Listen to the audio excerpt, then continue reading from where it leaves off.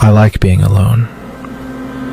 Not because I don't care, but because peace feels better than forced conversations. I like quiet mornings with no expectations. Long walks where I can hear my own thoughts. Moments that belong only to me.